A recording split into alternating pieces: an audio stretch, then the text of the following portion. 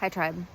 I would like to share with you this kind of like hidden part of yoga teacher training that I include in my 200-hour training that's coming up starting this May. And I call it, this is just the label I have for it, self-study. And the reason that's in there is because my first yoga teacher training that I took was chocked full of self-empowerment practices that allowed me to expand my awareness of myself, allowed me to really choose a path that I wanted to align to and bring myself to. Like, it helped me establish like my North Star, like where I am in the sky, and where, that ground of myself will always be. And within the self-study, there's writing, there's discussions, it's mostly self-inquiry. There's a little bit more than that. I don't want to give too much away. And within the practice of writing, and then hopefully, let's just say, like, radically, honestly sharing some of the discoveries from the writing process with the yoga teacher training group, we connect in ways that are not necessarily common for just regular everyday life. Sometimes, with best friends or people we're really, really close to, we can have really great enlightening discussions. And it's kind of like attempting to create those. It's not necessarily that everyone's an intellectual and shares like what they think about deep topics, but if you take the time to explore yourself and get a better understanding about how you see the world, it's like you're analyzing the lens with which you see the world. When you do that and you gain the awareness of yourself, you light something up inside you.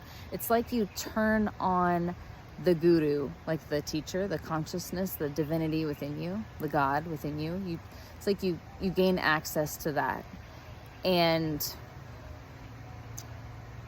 when we gain access, we kind of become that. And it's like, that's where the lighthouse is. So we are light. We can, shine, or we can be dimmed. And when you really light up and become a lighthouse, and you have this guru, this consciousness within that basically forces you to learn and see truth daily within yourself, really get into the thick of it, of who you are and how you got here and how you operate in this moment. And so you have this lighthouse from within you, so you become the lighthouse. And what happens when you become the lighthouse is you just become like a magnet for other lights that are turning up in the world. And not only is that, the kind of thing where if you spend your time around higher energy, higher vibrations, lighter people, you will essentially, rise together. So not only that, but you become a lighthouse for people in times of need, when people need guidance. And to become a yoga teacher is to also become a lighthouse. And if you don't have your own lighthouse built within yourself, becoming a yoga teacher is like guiding with a flashlight instead of a lighthouse. So the lighthouse is a lot more enlightening.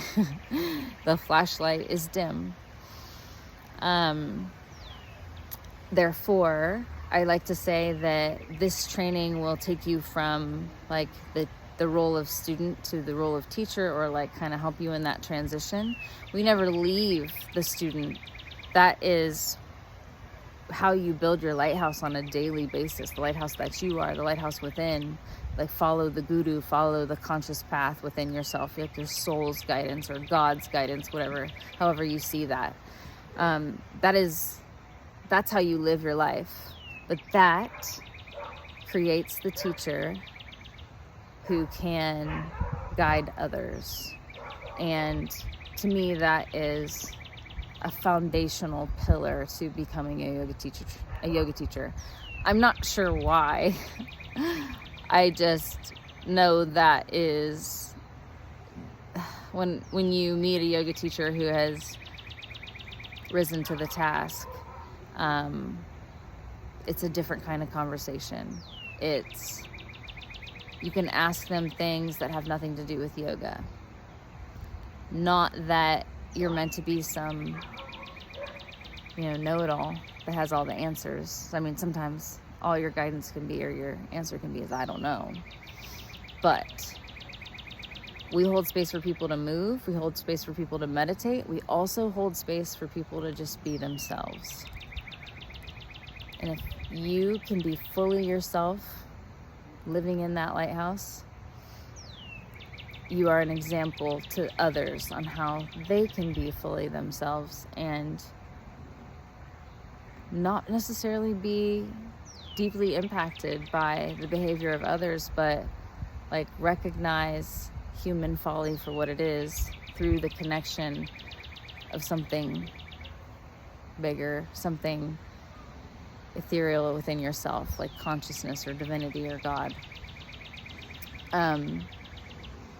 So I guess that's it. That's what I wanted to share about. It's like 80 hours of our yoga teacher training is self-study, and then 120 are just yoga, practicing yoga, analyzing yoga, auditing yoga, listening to other teachers teach, critiquing those teachers, really listening and starting to create an understanding of how to teach, how to hold that position.